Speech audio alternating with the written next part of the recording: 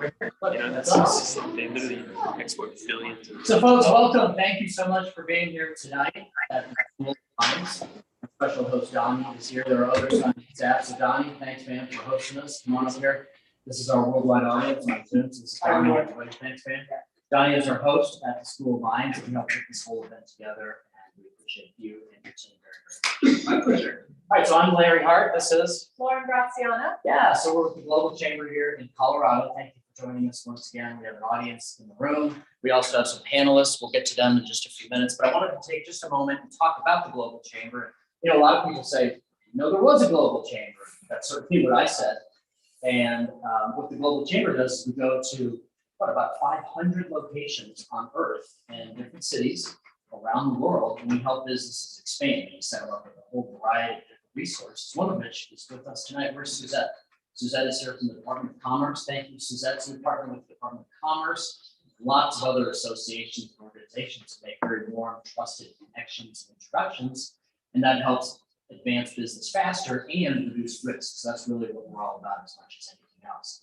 Lauren, what would you add to that? Well, more than that. What do you do? Talk about the Young Global Leaders thing that's big. Well, I've been involved with Global Chamber for about 1 year, and I think I hit the jackpot when I kind of came across it and reached out to Doug and said, I'd love to be involved in this. Tell me more. And what I love about Global Chamber is really about building relationships, and you have the opportunity to build relationships with people from all corners of the globe. And what I'm incredibly passionate about is our new Young Global Leaders program, which is in development. And we're looking to onboard universities and really create a network for the young leaders who are looking to engage with individuals like yourselves who have the experience global mind, and they're looking to develop their own global minds. And so connecting people who have those similar interests and building a really powerful global community. And so I'm very excited to be a part of that growth. And very excited to be a part of coordinating some in-person events like this here in Denver. We're all good. All right, well, thank you, Lauren. So we also want to say hi to two very special people. One is Cesar. He's the kind of the wizard behind the scenes here, making a lot of this stuff work. He's our vice president of global operations, pretty much. And Cesar is amazing. So Cesar, thank you. And then finally, at the coming, so if you didn't know, the Global Chamber is headquartered at the Thunderbird School of Global Management in Arizona. So that's where our home office is, and that's where our founder, Doug Brunke, is right now, and I know Doug is Memphis as well. So Doug, thank you for all of your continued support.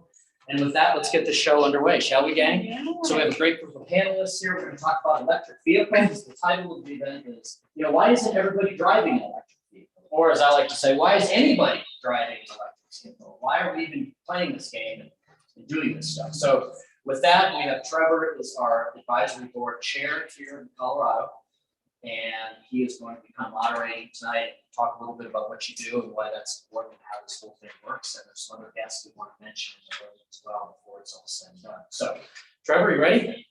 Absolutely, Larry. Thanks a bunch. Really appreciate it. Lauren, thank you too. I think my main job tonight is to get out of my own way. We have some incredibly talented, insightful, smart panelists. You should have heard the facts and figures being thrown around in the networking kind of foyer before we got started here. But essentially we sit at a pretty critical time in terms of our transition towards EV electric vehicles, and in the process decarbonizing our economy. My company, Links Global Intelligence, works on a lot of the social, environmental, and governance data and technology, the way that can help miners go and achieve robust social license to operate around the mining site globally. That's a little bit closer to the asset level, which I talk about all the time. I know I'm really fascinated to go kind of a couple levels up from the asset level and get away from that granularity a little bit to talk about some of the geophysical, the physical, the engineering, but also the policy governance, and also how the heck we're going to get enough charging stations around the state to even drive these vehicles around. So there's a lot to the conversation. Again, I'm going to try and get to the panelists quickly here, and I encourage you to think of any questions you might have this evening, if you'd like to go ahead and ask those at the end of our conversation, which should run about 40 minutes or so. So again, big thanks to Colorado School of Mines. The brain trust and talent that's happening around this campus is incredible. Donnie Bullinger, thank you very much for hosting us. And we'll go ahead and get started with our panelists, I think. So first to my right, your left, we have Jordy Lee. So Jordy, I'll have you talk about your title and introduce yourself, but you essentially run the Pain Institute here, which takes a policy look at a lot of these questions we'll be talking about tonight. Yeah, thank you. I'm the program manager for the Sustainable Supply Chains Initiative at the Pain Institute. I think my boss would be upset if he actually runs it, but he's the director. But I work on supply chain transparency initiatives, which basically looks at how we can source different minerals and metals around the world. And I'm very excited to be part of this conversation. I love having these types of questions and discussing with colleagues in different parts of the industry. I guess if I had to start answering the question of why doesn't everybody drive an electric vehicle, being at the Colorado School of Mines, I'd probably start talking about the minerals we need to actually build electric vehicles and infrastructure. So if you look at mineral demand estimates, which is a whole field of study that academics are especially excited about, is we need 1,000% more lithium every year through 2050 to meet projected electric vehicle demand. We'll need 600% more cobalt to make batteries. We'll need 300% more nickel to make more batteries as well. Batteries are defined by the cathode, so nickel, manganese, and cobalt are key materials, along with lithium. Lithium-ion batteries, everyone has one in their pocket. So these materials are hard for us to get because they're geographically concentrated. So if you think about where all the world's lithium is, it's in the lithium triangle. So in Bolivia and Chile and Argentina, they have 70% of the world's lithium in that very concentrated region. And then if you look at cobalt, which all of us need for batteries as well, that's in the Democratic Republic of Congo, right, which is a very historically challenged area for mining. They have conflict minerals. They have a lot of, it's not an area a lot of people want to invest in. So, and then, if you look at the processing of those minerals, so even if you somehow get 1,000% more of these minerals, you have to have them processed. And right now, China controls 80% of the world's battery material manufacturing. So all the materials, even if we mine them, they still have to get shipped to China to make the batteries. And then, another component of an electric vehicle is the engine, right, which requires a battery, which has a rare earth magnet. Rare earth magnets are created with neodymium and dysprosium, which are rare earth elements that are processed again in China. China controls 98% of the rare earth manufacturing processing. So even if we wanted to get to this point where today, if everyone decided that they wanted to trade in their car for an electric vehicle, we physically wouldn't be able to build it. And we have a lot of challenges going forward about the United States being able to source these minerals, and there's geopolitical challenges, there's mining challenges and geophysical challenges. There's a lot of different layers that go into, why exactly everyone isn't driving an electric vehicle. Cool, that's awesome. Thanks very much. We'll get down to the nitty gritty too of all that as we go along. I think, Michael King from CDOT. So, we're all always enjoying the efforts of your agency and department in a lot of ways. And one of those things happens to be electric vehicles. So quickly, please, briefly, just a quick intro, your position and what you're up to on a day-to-day, and then really quick, why we're not all driving electric vehicles, and then we'll dive into the kind of weeds in a little bit here. Sure. So Michael King with Colorado Department of Transportation. I'm the Assistant Director of the Office of Innovative Mobility. This is a new office. We've only been around for about 3 years, and we combine all of the programs related to vehicle automation, vehicle electrification, sharing, transit, TDM, all of those concepts in one office under one set of leadership. My role is focused on electrification and energy. And in short, what we do at CDOT is we help to build charging infrastructure. We help to develop policy that encourage people to adopt EVs and that make those EVs available for the public. And we're also working sort of behind the scenes on a lot of the workforce development, I should say, type activities to make sure that we have technicians, that we have first responders, that we have all the people that are sort of tangential to the main auto industry trained and prepared for this transition so that it happens safely and effectively and smoothly. So our role is really to connect a lot of other experts and really focus on achieving the state's EV adoption goals to get the environmental, but also the other benefits of that transition. And just in as few words as possible, how why are we not all in this race Yes. driving electric? Yeah, So I think in the fewest words possible, it's the cost of the vehicles. Okay. It's the availability and capability of the vehicles, both in terms of range, but also the variety of vehicles, SUVs, pickups, large buses, large trucks. And I think a lot of it is the education and the knowledge of what is already available, what's already possible, and just making that more accessible to more types of people. Sure, absolutely. Thanks, Mike. I appreciate that. Okay, so we're going to get into the weeds here. Lots to discuss in terms of supply chain, the engineering aspects of what we'll really need to make this transition. First, we want to give Rose Bauer from Lightning E-Motors a chance to talk a little bit about her work. Perhaps being the one on the panel that's closest to the consumer to our actual decision to go ahead and either convert or go ahead and buy an electric vehicle. So you take it away. We're going to give you a few more minutes just because you have a product to dive into and you're on the R&D side. So there's a little bit there. And then we'll open it up for more questions. I have a bunch of questions for you guys, and please be thinking of some that you might want to ask. Okay, thank you. Yeah, so I'm Rose Bauer. I'm an engineering manager at Lightning E-Motors in the research and development department. We're lucky enough to get to give you guys a full sales pitch here and also talk to how we are helping address this issue. Why isn't everyone driving an electric vehicle? So we have a little presentation that we'll go through, some slides, dive into my company. And like I said, I'll try to specifically talk to the theme of the day. So if you want to click to the first slide here, I'm going to stay seated here, be comfortable. How long have you worked there? 1 year. So I guess to start off, Yeah. we're a pretty good company. I guess to tell you the interesting backstory, we started actually about 2013 as a hydraulic hybrid company.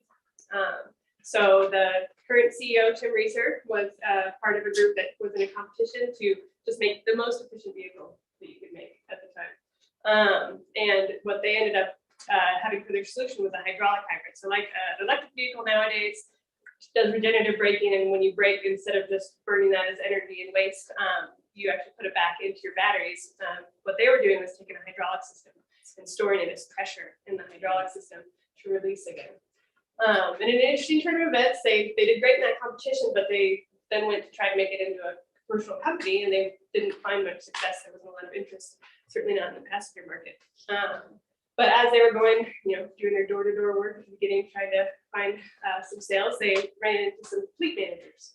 And the fleet managers were like, this actually would work really well for our applications because of the larger vehicle size, the number of vehicles that we need to get done, so we can do it on a larger scope. And so they made a pivot at that point to focus on the commercial vehicle market. They did that for about 7 years, actually less than that, sorry, until 2017. And that was when the math started to change on electric vehicles. So before that, batteries, the cost of the batteries and the supply chain for electric commercial vehicles in particular, which require different components than your passenger vehicle, started becoming more available. And so they switched their business goal to, instead of doing hydraulic hybrids, to doing full electric vehicle conversions.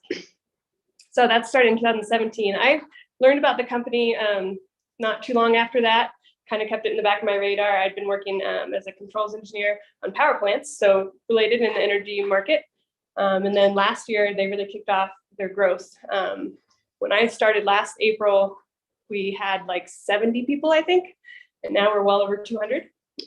So it's been very fun, wild ride, lots of growth. We're still planning to hire lots more people. And so, yeah, so that's kind of the background of the company and its growth and how I got interested. But yeah, I've been looking at the EV market for a while. Definitely very interested in moving my career that direction. There wasn't anybody really in the local area. I'd been in Colorado for like 12 years. And this local company was doing great and decided to join it. So that's a little more personal background on it. If you want to go to the next slide, we can start talking about what Lightning E-Motors is trying to accomplish now. So this is our high level purpose and vision and mission here. So we're, like I said, focused on the commercial fleets. So this is an area that people hadn't, I think still don't really pay much attention to and don't realize the potential for. When we talk about why isn't everyone driving EVs, there's a very huge number of vehicles that burn a lot more fossil fuels than just your regular passenger cars. And none of the major companies, Ford or GM, even these new startups are really focused on that area. And we'll go into detail a little bit more on the specific segment we're looking at. But this is what we're trying to do. We're trying to attack that market, become a large contributor. We already make more EV commercial vehicles than any other company. That includes all those big names I just mentioned. And yeah, so we want to keep doing it. So It's crazy. Third. Yeah. Like I said, we're already building more. They're on the road. We have more vehicles on the road than any other company. So, Well, glad you're here. and this is another thing we're very proud of. Just about a month ago, we hit our 1 million all electric miles on our vehicles. Again, no other company has managed that yet. And yeah, we're excited to made it that far. So this is the area that we're specifically focused in. So something interesting about the market is there's tons of focus on passenger vehicles. So it's called Class 1 and Class 2 vehicles. That's based on the weight rating of what they can carry is what those classes depend on. But yeah, those Teslas, all the Ford vehicles, GM, all the new cars that are coming out, there's quite a few now. And then also on the far end, there's a good bit of focus from companies like Nikola on the semi trucks and that range of vehicles. But this middle section, which is huge, there's nobody who's focused on it except for us.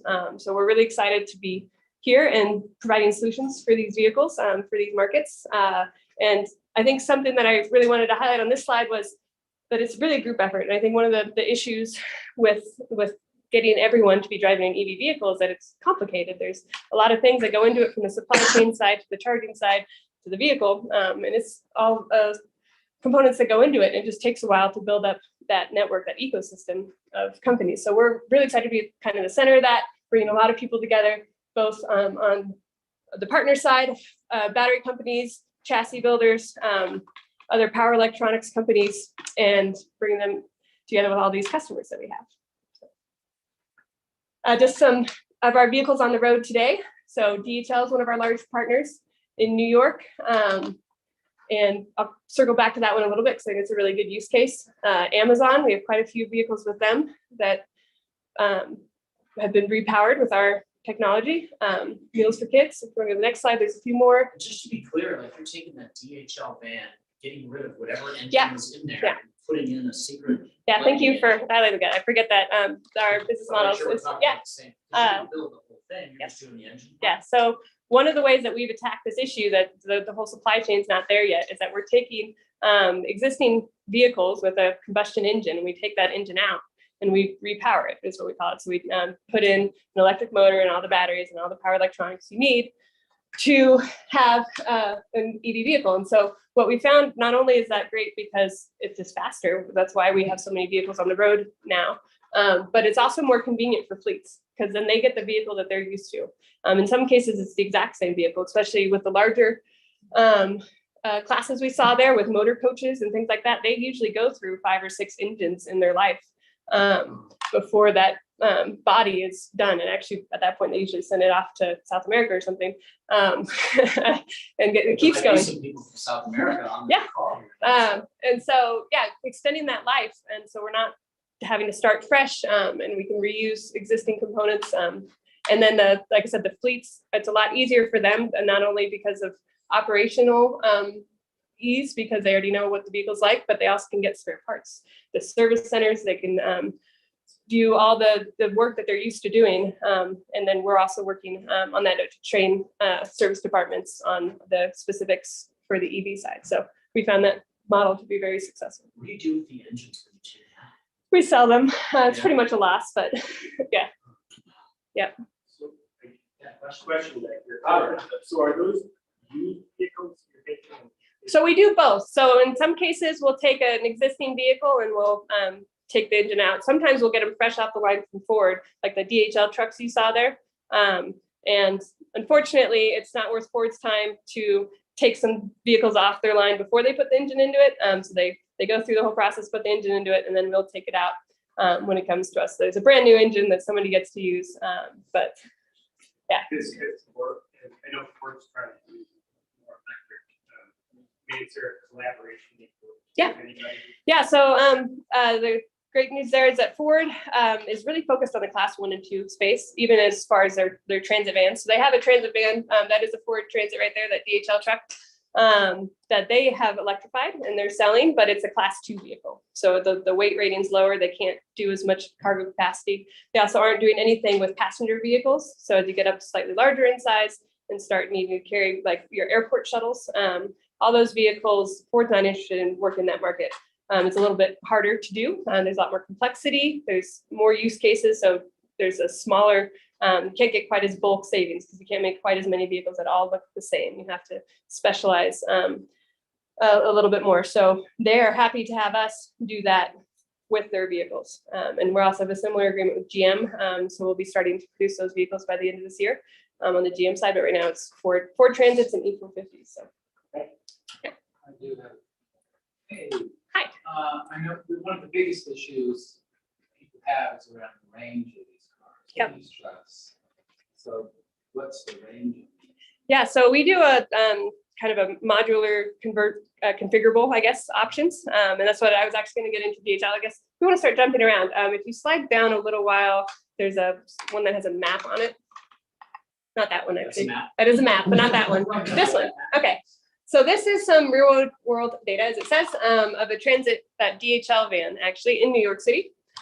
One of the really interesting things we found with commercial vehicles is that they don't need the range, and they're able to see that a lot easier than passenger vehicle drivers who might not realize that, really only drive 30 miles a day.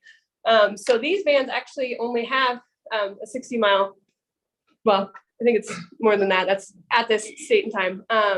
I think it's 80-ish miles of range, but that's plenty because all they do is drive around New York City all day, and they stop and they offload packages, they load more things on, they drive a block, but they do it again. And so they need the lowest amount of batteries that we offer. And then on the other end of things, we can add more batteries to those vehicles, or with motor coaches, which have more room, we've put 20 of the same batteries that we put in there. And that huge vehicle can go 200 miles, even though it's so much larger and they carry so many people. So that's like I said, the customization, there's a lot of different use cases. That's one of the things we focus on is providing those options for our customer. So if you want to pop back up, actually. Backwards? Yep, since we jumped ahead a little bit there. This one, yeah. So to talk a little bit more about what we kind of bring to the table. So like I said, we focus on the commercial EVs, new and repower. Analytics, which we just saw on that other slide, is something that we're also providing to really help our customers and help us and the industry grow. So that chart you saw is something that we send out to our customer every day. So for their fleet of vehicles, we'll send that little snapshot for them. They can see things of, the efficiency of their drivers, which routes they're taking. Maybe they go they find after time that if they drive a different route, they'll go up and down less hills and save a lot of energy that way. Maybe they see that their drivers are using their heater a lot and they really don't need to be, or their air conditioning the other way around. And so we have that information to help them learn and become better with their EVs and also help us.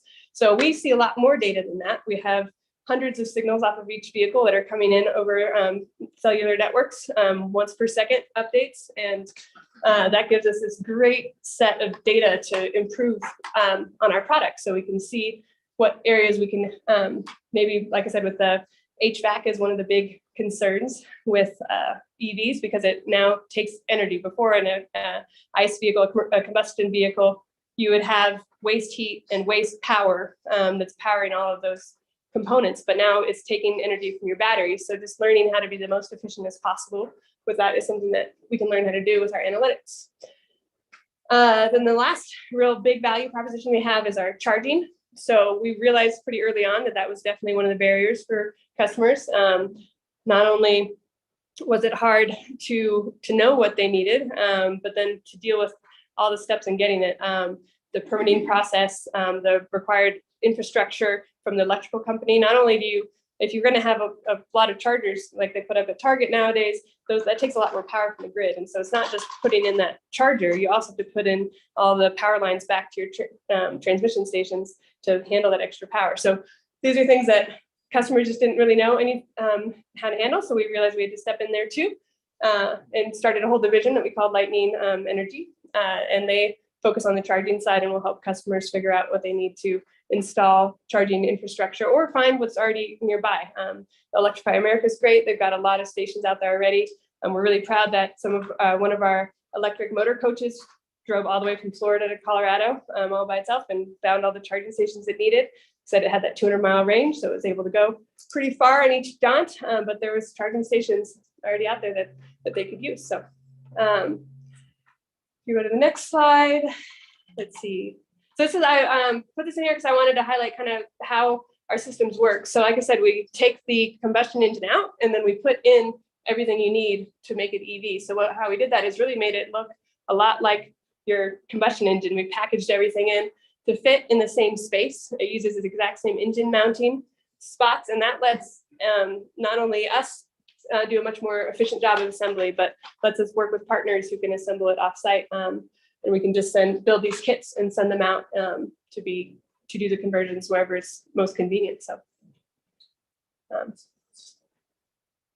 and this shows again our collaborative work that we've got going on with different battery partners and chassis and bodies all over the country.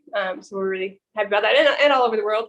We do try to strike a balance there. So we work with CATL, which is the largest battery manufacturer in the world out of China. But we also work with Proterra and Romeo, which are two USA-based companies.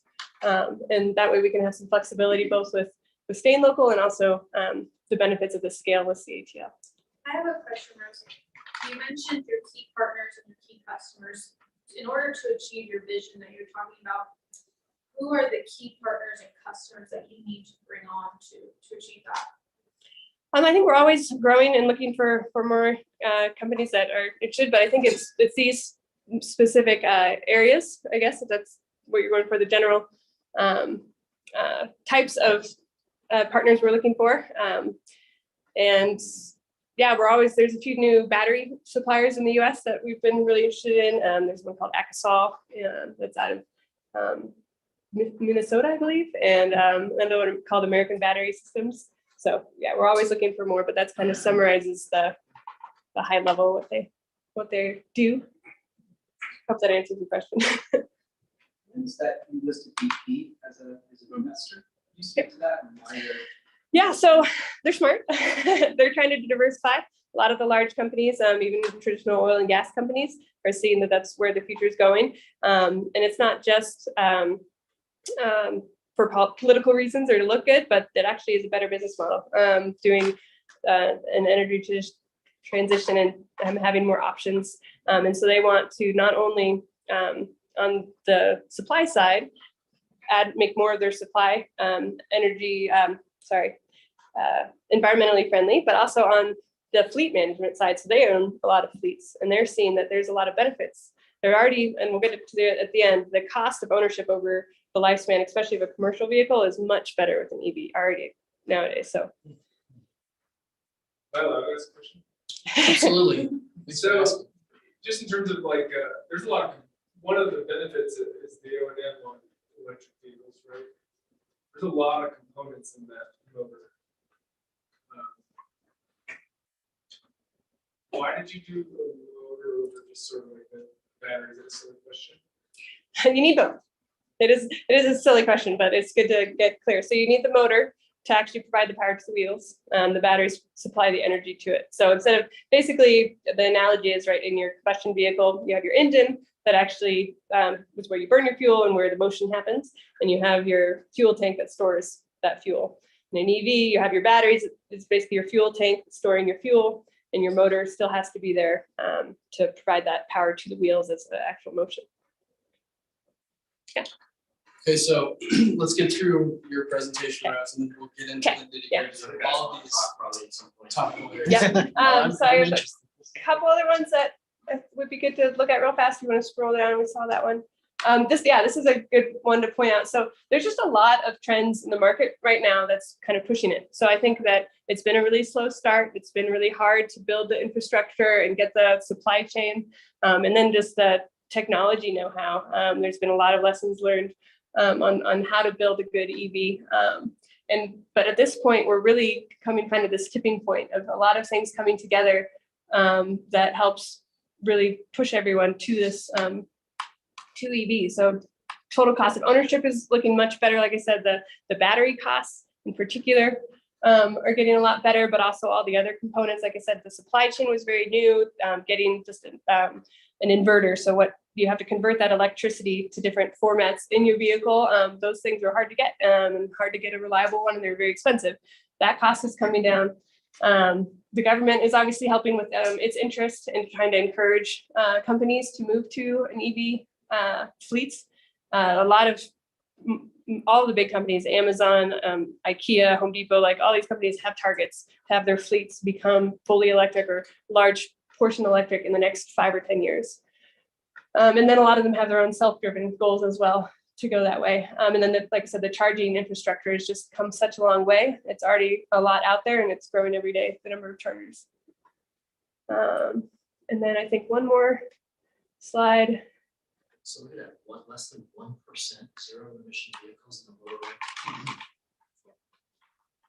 And this is just a quick summary of what the cost of ownership is for a fleet operator, to show that already, even without grants, it's cheaper every month for a fleet to have an electric vehicle over a ICE vehicle. So, and this is actually from last December. So with the fuel prices going up, I'm sure that it's much better comparison now. So it's one of the great things about the commercial market, and why I'm glad to be part of it, is that fleet managers have to look at it a lot more carefully and look at the whole life cycle, and they realize the benefits for them for moving to EV. So there's, like I said, a lot of momentum in moving to EVs now. So that's all my slides. Thank you.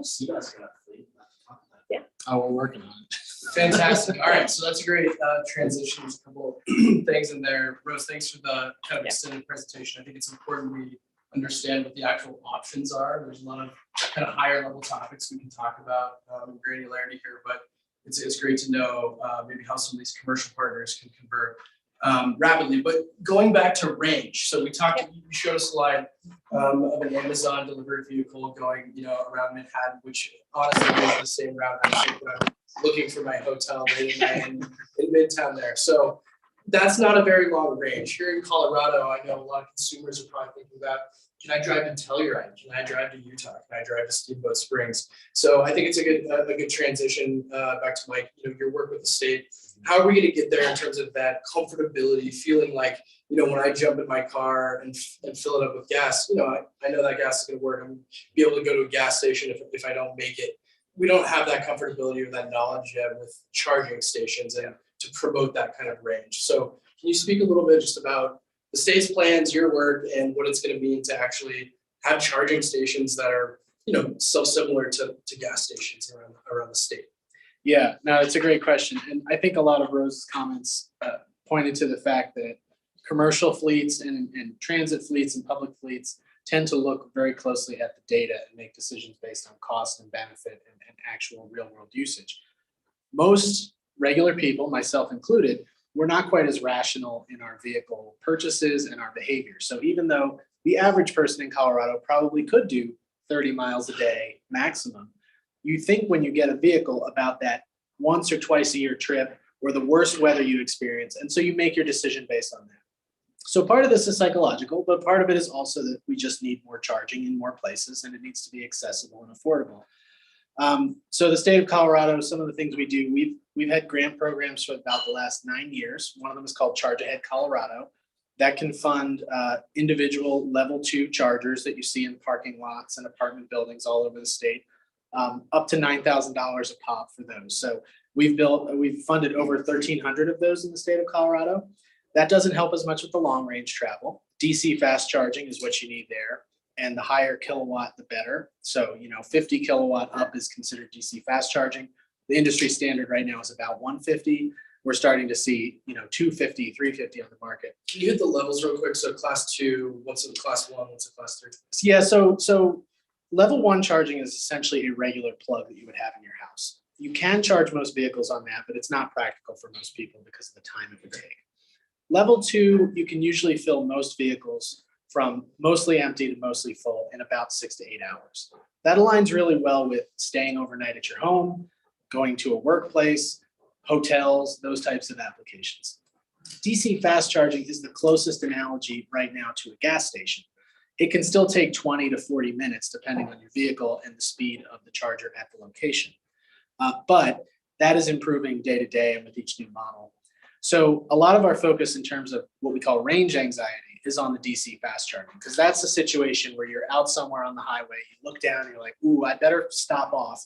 And if there's not something close by, you're going to get worried. And even if you never experienced that, the thought that you might experience that when you're looking to purchase a vehicle is enough to put a lot of people off of it. So what we do is we fund a lot of the level 2 charging. A lot of the times you don't even notice that because it's very low profile. It's, it's everywhere, but it's not as noticeable as a gas station.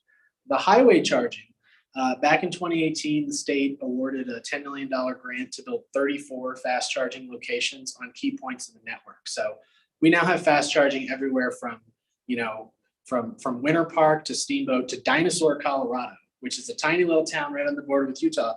If you end up there, there's a fast charger for you.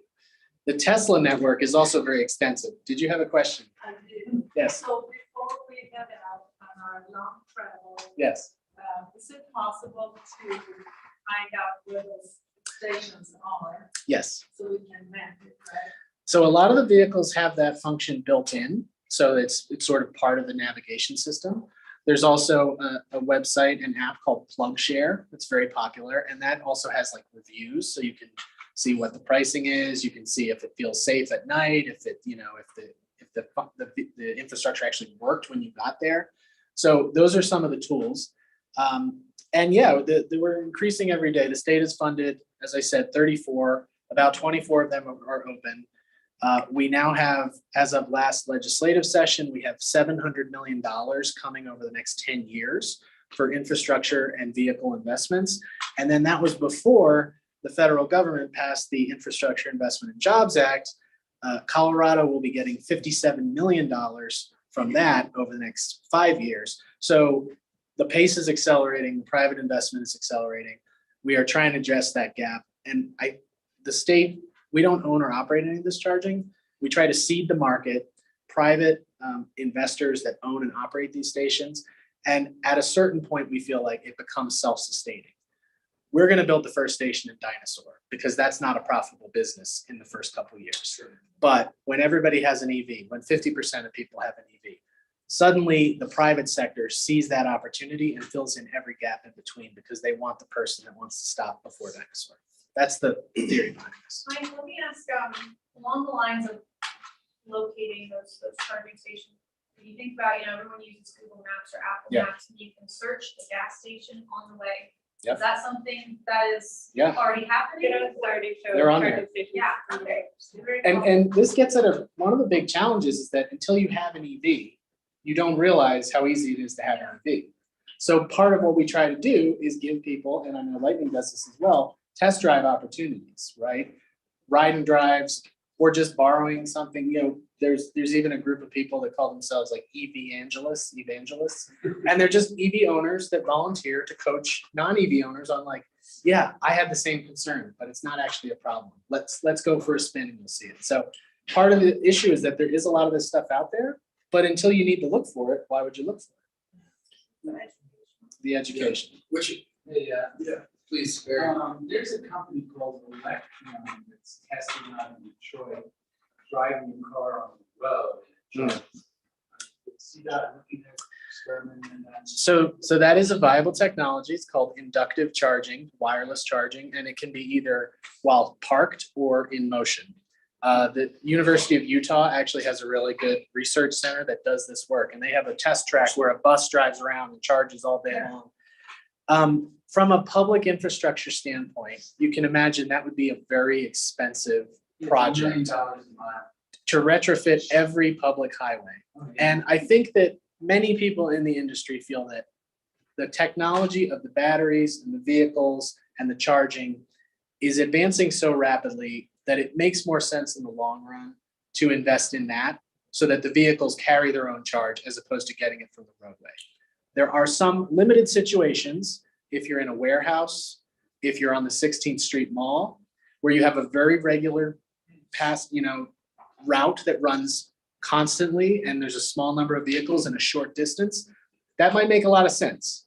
But in the world at large, you can imagine how hard it is just to maintain I-70 in regular times, let alone if you put charging into it, and it has to always work because otherwise people stall out in the middle. So it's technically possible. I think from a policy standpoint, unlikely at the large scale.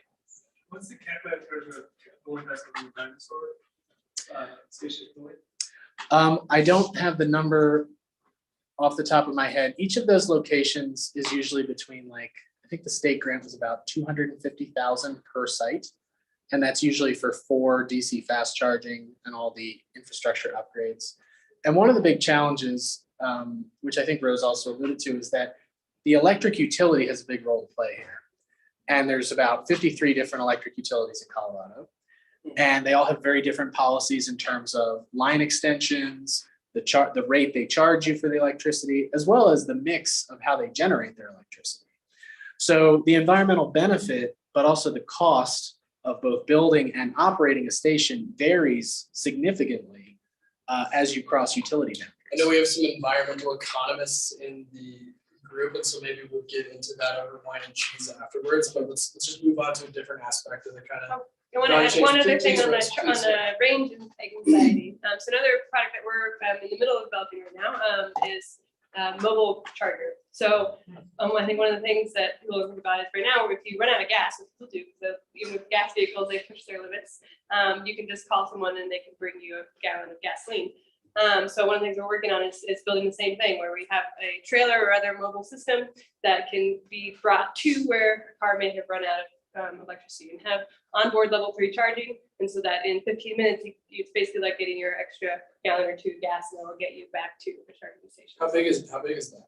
So we're going to offer a few different options. So the smallest one will probably be about like a 2 foot by 4 foot size container with basically enough charge for if you're fully charging to maybe 3 vehicles, and then up to size that would charge one of our one of our coaches. So coaches got 600 kilowatts of capacity. So a woman or a man of a modest stature could bring this battery down the street. It would be something you would need to have you either tow or have on the back of a truck. It would probably be more of a service. You have like the roadside assistance you get. So I can't just bring it to my buddy's house. I can't believe you ran out of electricity.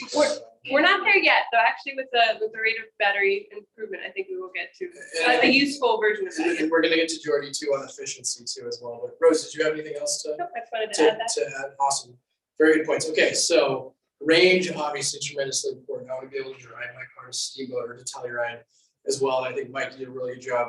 Let's be honest, the major factor here for many of our consumer decision making is going to be cost, right? So we'd like to go to Jordy really quick. Immensely knowledgeable about kind of the nuts and bolts, although I don't think they're actual nuts and bolts, but the geophysics behind some of these batteries, right? So what kind of minerals do we need to produce cost-effective EV batteries? That's something I'm interested in. Also interested in what and Rose may have comment on this too, but what are the cost-effective components of an EV motor or battery and the chassis and the motor as well? And what are we going to struggle with in terms of that mineral capacity? Yeah, that's an interesting question. We mentioned that, or the panelists mentioned that, the cost of batteries is declining significantly. I think Bloomberg reports that it's down 80% over the last decade, which is staggering. They're getting smaller, more efficient. And it also, depends largely on their application, right? So we're talking about, a bit larger industrial vehicles, but also commercial vehicles, which have different battery chemistries. You can manipulate battery chemistries to do different things, whether it's charging faster or how many cycles or how far they can go or how much power they're able to produce. And with that, you also get, different technologies. We were talking about, charging while you're driving. We're seeing that in the mining industry as well, where there's certain pathways that vehicles go down that they can charge vehicles or rapid charging stations. So there's a lot of, new technologies that are making things a lot more efficient, a lot more economic. From an actual material standpoint, that's also, a big challenge for a lot of these EV manufacturers and a lot of people involved in electric vehicles and charging stations is, cobalt is very expensive material, and it's something that's associated with child labor. It's 70% of the world's supply is in the Democratic Republic of Congo, which is not a place that a lot of US investors want to go to. So there's not a lot of good trade deals going on. A lot of it ends up going to China, where a lot of batteries are produced. So it's hard to say, and that's why you see people like Elon Musk who are very vocal about, like, we'd love to get rid of cobalt from batteries, but cobalt also serves as a stabilizing agent. So it's very difficult to get out of a battery. So what we're going to see with a lot of these large demand estimates is that the prices of some of these materials might go up. And historically, that's been a challenge. They're called critical minerals, or that's the way we refer to them in the United States, because they are essential for economic prosperity and they're not easily substitutable. So there's not an easy substitute for cobalt. There's not a great battery option that doesn't have cobalt in it. So if the price of cobalt goes up, the price of battery will go up as well. And if we need 600% more cobalt over the next 30 years, and the US isn't mining a lot, that means we're going to be really dependent on these battery manufacturers in other countries. Same with nickel. Nickel is going to go up 300%. Same with lithium, 1,000%. So, that's why you see a lot of movement from the administration to start, the Biden administration to start addressing some of these issues, to start incentivizing domestic production of these critical minerals. But it's hard to imagine a future where there isn't at least some type of supply crunch that drives up the price again, as we're getting more efficient. So it's kind of a competition between how efficient we can get with batteries, how efficient we can get with these charging systems, how efficient we can get with the vehicles we're producing, but also, the impending knowledge that we're absolutely going to need a lot more of these materials. And it's just a simple supply and demand chart where if we need more of something, it's going to cost more. So it's hard to say. Again, we're getting incredibly efficient with battery costs, but it's hard to ignore this kind of impending, looming demand estimate and the challenges that we're going to face in the future because of that, especially in the United States, who does not have where we do not have a lot of domestic production. We're very reliant on China and other countries for these materials. George, do So, you is know it- where these minerals are? Cobalt, for example. Yeah. The manganese. Yeah, Do we know where it is on Earth? not as much as you would think we should. So there are studies on it, right? And the US actually is making a big push to start mapping these, but there's something called there's resources and reserves, right? Resources are how much is geographically available in the ground or geologically available in the ground. Reserves are how much is economic to get out. So that's, most people know about the reserves because you're like, oh, I found some cobalt. That's not useful. If there's a mine site that somebody scoped out and that we can develop, that's useful, right? Because the mine is 20 years. It takes 20 years to develop or something, or to mine efficiency. The US also struggles with that because it takes 20 years to open up a mine in the United States, as opposed to in the DRC where China can just be like, open a mine. So it happens like that. So yeah, we do know some of the geographic concentrations, which is a challenge a lot for batteries as well. 70% of the world's reserves, so 70% of what's economic to extract for cobalt is in the Democratic Republic of Congo. And I mentioned for lithium as well, 70% of the world's resources, so not reserves, but the physical concentration of lithium is in the lithium triangle, which is Bolivia, Chile, and Argentina. And then we also, manganese a bit as well. Manganese isn't produced as much, but it's also expected to be increasing in demand. And then nickel is produced a lot in Indonesia, but also processed a lot in China as well. So yeah, there's place, we know where a lot of it is, but we also don't know where we're going to get a lot of it in the future. As the prices go up, more mines become viable. There's more options, and people are looking at exciting new technologies. Or not exciting for some environmentalists, like ocean nodules, where you can do deep sea mining. You can pick up these rocks off the floor that have the minerals in them. So they're getting creative about it. We're expecting to see a lot of innovative technologies, and people revisiting mine wastes as well to try and drive down the cost. So, but there's still a lot of moving parts. Electric vehicles have been historically one of the most difficult markets to predict from an energy perspective. We have a pretty good handle on, the cost of solar panels and wind turbines. We know pretty well what that's going to look like. But EVs, the International Energy Agency has consistently undershot how quickly they get adopted, or the costs, and their charts are always like, whoops, it changes every year. So. Am I allowed to ask questions of Dale? What about recycling technologies? It's something I've always wanted to spend more time looking into. I know it's getting started and taking off, but. Yeah, that's a very critical component. So I spoke about demand estimates, that 1,000% more of something every year. One of the main components that drives that demand estimate is the recycling availability, right? Right now, we don't have the infrastructure to recycle lithium-ion batteries.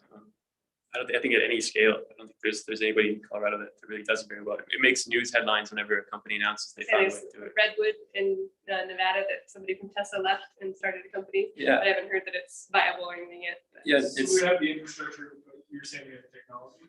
we're starting to get the technology. We're just starting to scratch the surface of it. I think Sumitomo in Japan is also a company that's starting to look at recycling. But it's difficult to recycle because if you consider the battery, it's got the cathode is 90% of the cost of the battery, which is the nickel, the manganese, and the cobalt, so the critical minerals. And then you have the lithium ion, which once it's spent is highly reactive to oxygen. So you can't just crack it open, otherwise it'll explode. I don't know if you guys remember all those airlines that banned batteries for failing for a while. That's because they were compromised lithium-ion batteries. So essentially what you have is you have this kind of battery that don't shake it very much, otherwise it'll explode. And you also only want this little 10% of it for cost effectiveness. So we're hoping, that the government helps with a lot of these programs, that they can help incentivize it. And that in the future, it's kind of the way you deal with your lead acid battery. You kind of just take it to an auto parts store and they give you $20 and everyone's happy. But as of right now, there's not a really easy way to recycle these batteries. There's not an easy way to make it economic, and most people don't know what they should be doing with it, which is why a lot of people are just throwing electronics away, which is a problem again, because we're going to need 1,000% more of something in the future. It's crazy that we're just throwing it in a dumpster. Yeah. So if you have 100% recyclability of these batteries, Mhm. will you ever have to mine again? Yeah. So one of the things that people are always talking about as well is that these we're electrifying rapidly. So it's not just that the world is going from oil and gas to renewables, that the whole world is electrifying in a big way. You're seeing parts of South America and parts of Africa that are moving towards basic life necessities such as refrigeration and lighting. The whole world is wanting to get in on this cell phones and wires, and they're not going to be able to skip to solar panels and wind turbines. So we're seeing a lot of this drive for batteries as well.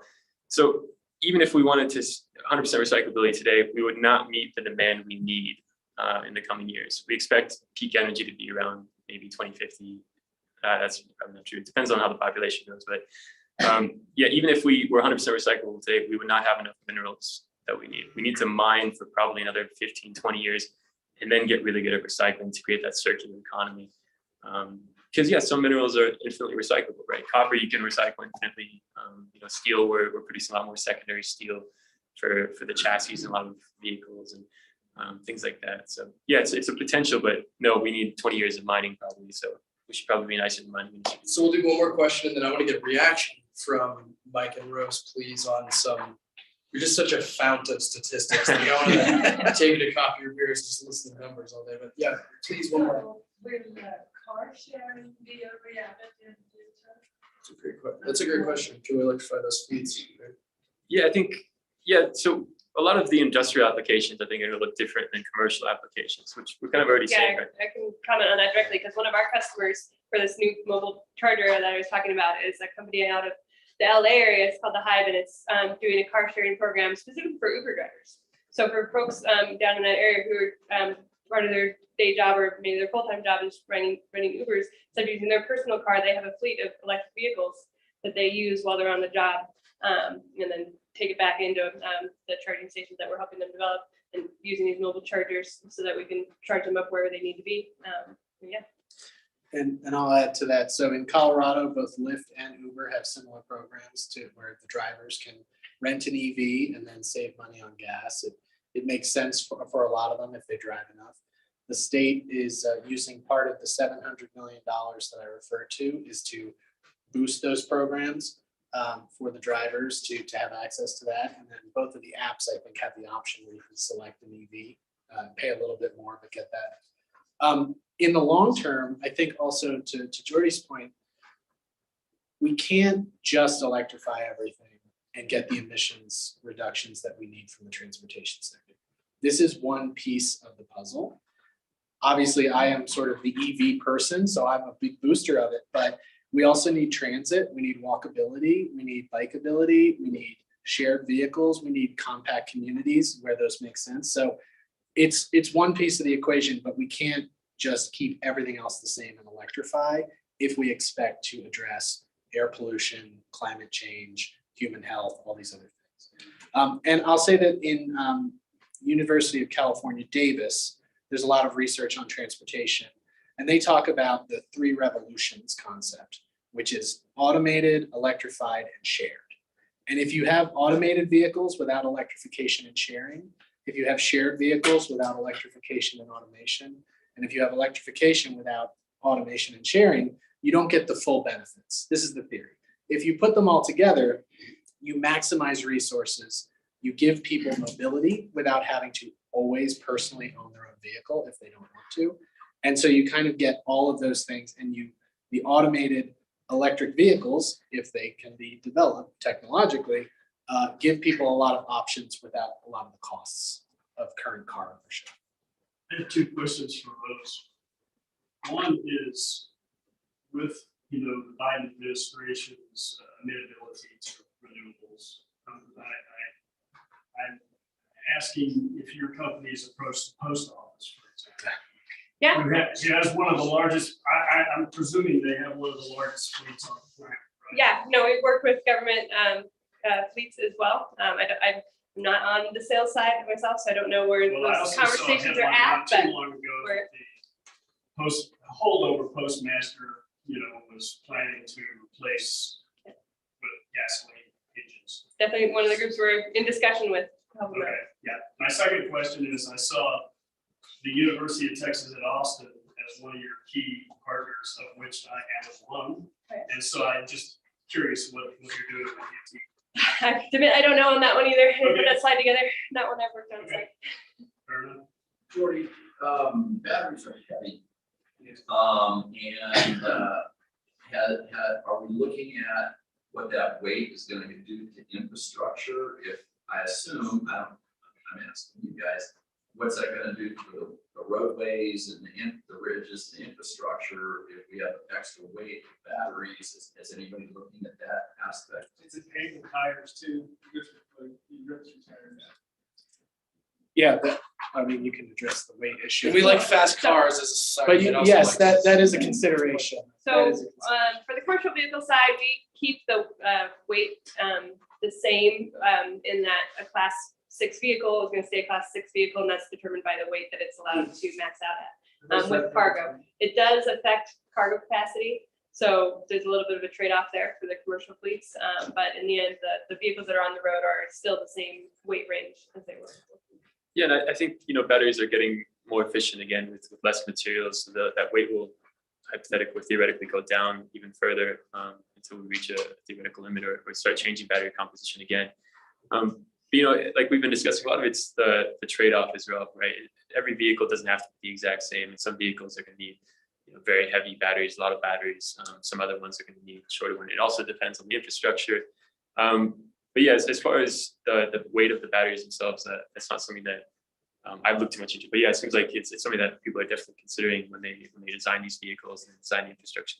On the smaller vehicles with the less range, actually our conversion kit is about the same weight. The combustion engine is pretty heavy in and of itself. So when you take out that 1,000 pounds and you put 1,000 pounds of batteries in, it's straight up. I think they make a lot of electric vehicles. We're focused on commercial. We have a virtual question, if you don't mind, really quickly, just super quick, and we'll come back. So our Global Chamber Executive Director down in Phoenix asked, what will be the EV market, or what will the market be like in 2030? So just really briefly from each of you, what year is it? So we got 8 years. What, Rose, please get us started. Just very brief. I don't know if I'm qualified to make that prediction. Or in but- class 3 to 5 space, maybe. From what I'm seeing, like I said, a lot of the large fleet owners have targets to be 50, 80, or even 100% EV at that point. So we're here to help them with that goal. We're hoping to be able to meet that demand.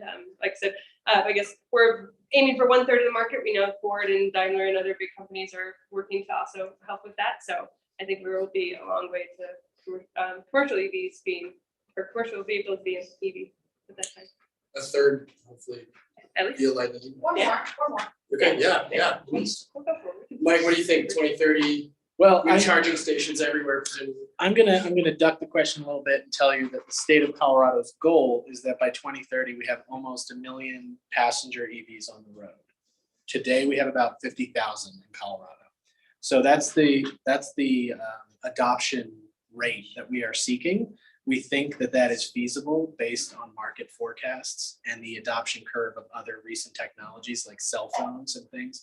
If you look historically, the speed of new technology adoption in the United States is getting faster with every new product. So that's what we're targeting. And also to Rose's point, a lot of the passenger vehicle OEMs are making similar commitments that 50%, 100% of their available vehicles will be either battery electric or plug-in hybrid electric by 2035, I think is GM's target.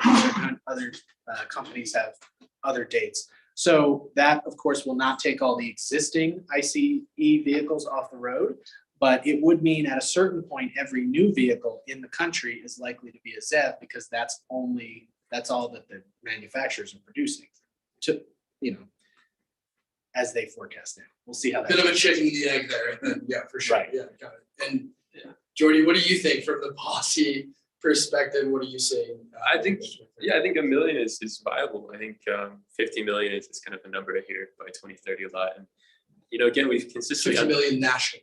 Yeah. Okay, got it. Yeah, we've consistently underestimated how quickly electric vehicles will be adopted. And like Mike was saying, we live in a time of exponential technological growth, right? There's 70 years between first flight and the moon, and now we're talking about electric vehicles and batteries dropping 80% in cost in 10 years. So they're faster, they have lower costs, they have a lot of potential benefits, they're better for the planet. And yeah, we're seeing a lot of commitments from companies, who have a lot of influence on this. Just from an industrial sector, a lot of companies are looking to decarbonize, to mitigate their climate-related financial risks. And then you have consumers who are also becoming much more conscious of their environmental footprint and the cost savings that you can get with an electric vehicle and the benefits to the planet. And there's a lot of movement towards it. So yeah, I think 1 million in Colorado is perfectly viable. Probably Out of even a more. total of how much? I think right now we're about 6 million. And so accounting for continued population growth, I think that it would still be a small percentage of all vehicles on the road. Right. Susie's got a question. Oh, yeah, please. Thank you. We got sidetracked, Sue, sorry. I'm just curious if you can speak to the global market for EV and who's leading the pack with EV development? Is the US at the top of the pack, or how far down are we in developing an EV society? Fantastic question. And if China's number one, won't they just take up all the minerals we need? Yeah, China is leading a lot of that. They can make industrial policy a lot more efficiently than the US can because they don't need to ask as many questions. But yeah, China is definitely, I think, the leader in a lot of electric vehicles and electric technologies and renewable technologies. I think they've electrified a lot of their bus fleets, and they're also the ones that are playing with a lot of different technologies to see what works and what doesn't work. Sometimes they hit big and sometimes they don't. But yeah, they also produce most of the world's batteries. They have 8% of the world's battery material manufacturing. So I think they're definitely closer to kind of this EV nirvana that we're all kind of working towards. For the US, there's a lot of different components that we need to catch up on before we can kind of be self-sufficient with electric vehicles and to kind of have this supply chain, that's kind of vertically integrated that enables an electric vehicle country, right? The way that we have for automotive industry right now, right? You have a lot of huge automotive makers working here, and they're very powerful, well established. The US, it still has to figure out mining, it still has to figure out processing, it still has to figure out battery manufacturing, and it has to convince a lot of stubborn Americans that electric vehicles are better and that they have to get over these concerns about running out of electricity randomly in the middle of nowhere. So I think China is leading the way for sure, but I don't think it's impossible for the US, but I think it's going to be a challenge, especially from the resource perspective, especially as demand for these materials starts to increase. I joke that we might have a minerals cold war eventually, which is kind of a feasible idea if you think about kind of the growing ideas of nationalism, mining, and the role that mining is going to have in the future. So I'm hoping that we can all play nice and that the world kind of gets really efficient with electric vehicles and start sharing technologies. But as of now, the US is a bit further away from being self-sufficient. So I still think we can get to at least 50 million electric vehicles by 2030, probably more. But as far as the US being the leader in that, it's not quite the same thing. Okay, so barring no more virtual questions, do we have one more? Barry, did I see you raise your hand, or Jay, do you have maybe a couple more, just two more, and then I have a final question for each panelist, so we can wrap it up and get them some more wine and cheese. Jay, what do you got? I was just curious, so if we could get to 1 million in Colorado over the next 8 years, what is the electrical infrastructure to be able to sustain that? Yeah, so if we plug them all in today, it would not. But the electric utilities are aware of this transition. They're planning for it. There are 53 of them, and they have different attitudes and different resources and different levels of engagement. But a lot of them, I think, see this as a big opportunity because obviously if you own the electricity business and then you effectively own the gasoline business, that's a good proposition for you. But part of our work is having those conversations. And frankly, the electric utility system in the United States and the auto industry in the United States have both been around for about 120 years, 100 years, and they have not really had to engage with each other. We live in parallel but different worlds. And all of a sudden, people like me need to understand the grid, and people like them need to understand how a transit agency schedules their service. And so a lot of it is just meeting each other and understanding each other and forming the type of people that get both sides of it. And that is starting to happen. And there's certain utilities in the country and in the state, such as Xcel is getting there, Holy Cross is getting there, where that's starting to happen. But there's a lot of people that haven't started that yet. So long story short, they're going to invest. It is an opportunity and they can get there over time, but they need to start understanding now that this is the future of their business, whether they like it or not, frankly, because people are going to buy them and then they're going to have all the problems that are created by charging a bunch of EVs and batteries on the top. Okay, any more responses up here from the last question? I'm excited for the kind of revamping of the grid. I think we're going to see a lot of really cool efficiency changes. And I think it's going to be a really exciting time for the world as we start to reconsider, what if we actually built this thing, consciously instead of 120 years of iterative processes. I always think about the plumbing systems where they're designed just for that one flush at the Super Bowl halftime. A lot of electricity is the same way. We're going to see a lot of really cool advanced energy systems. We're going to see hydrogen. We're going to see a lot of really innovative changes that I think are going to make electric vehicles and hopefully the world's infrastructure a lot better place. Rose, do you have anything else from the last question? Okay, good. JP. Okay, so I did a 12,000-mile all-electric trip last year with 3 kids and 2 dogs, all the way to California and then to Alabama. Greatest part about the electric is the dogs can just hang out in the car. There's one question I have. So then in terms of your question, like Rethinking X is like a think tank.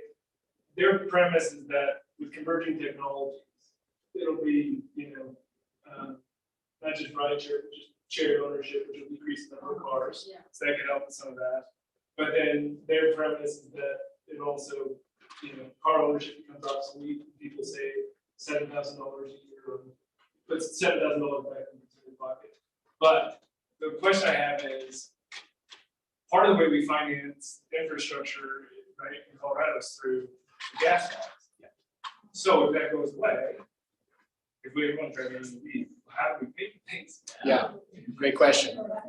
So today, what a lot of states do to address that is that they have EV-only registration fees. In Colorado, I believe it's currently $50 per year, only paid by EV owners. That funding goes into the pot of money that is mostly funded with the gas tax. So that's the offset today. In Senate Bill 260, which passed last year, it included a gradual increase in that yearly fee to adjust for inflation in the future, which the gas tax in the United States has never been adjusted for inflation. So that's why it's always politically painful to raise it every couple of decades, basically. So that's one solution. It's a bit of a crude solution because it's very approximated, right? The other solution that is technologically feasible, but politically very challenging in the United States and maybe other places, is some sort of road user charge or mile-based fee, right? You have the capability with modern vehicles to actually track how many miles a person drives and charge them a set rate according to that usage. The way that you pay for the amount of water you use, you pay for the amount of electricity you use, you could pay for the amount of roads you use. But you can imagine, as you think about this concept, that politically in the United States, the idea of the government having access to that information, even if it's just the number, is very challenging to imagine that that gets passed in the near future. Because there's privacy concerns, there's the kind of big brother sense, which, justified or not, would probably limit that. There are some limited pilots right now, Oregon, and I believe in Utah, they're doing it right now as a pilot. So you could choose as an EV owner, I would rather be charged by the mile than I would be in this annual fee. And some people would make that calculation thinking maybe they will pay less, or maybe that'll just be easier for them somehow. You take your gasoline engine every year or every other year to get the emission done. You get the mileage. You could do that as Clock the well. mileage every year, every 2 years. There are different And technical. that takes the anonymity, that keeps the anonymity into the process. Good blockchain. What does that do to like supply chain, like farmers and people that live in? Great question. Our workforce development, which is a huge issue in Yeah. this country, how do people who drive across town for a job if they have to pay extra to get there? So the theory, and I think the research at this point shows that even if you paid per mile for your use of the road, the tax that you're currently paying through buying gas is higher than that. But you don't really see the gas tax as much because it's sort of priced in to your life for What most about people. putting that tax on the charging stations? That could also, well, a lot of electricity, this is where I'm a little out of my element. Some electricity, I think in Colorado, is taxed. In some states, they don't tax electricity already. That would be another. There are a lot of technical ways you could address this problem, but we'd have to build a system that does it. And I think to some of your points, like the system change is the challenging thing. How do you build a whole, we have a government system and a societal system that is designed to make buying gas easy, and there's a way to pay for everything. We would have to adjust or rebuild that almost from scratch. It could be done. Countries that don't have democracy can do that kind of easily, but we have democracy and we have environmental concerns and we have social, right? So that is a topic for another panel. Absolutely. That's part two, we'll go there.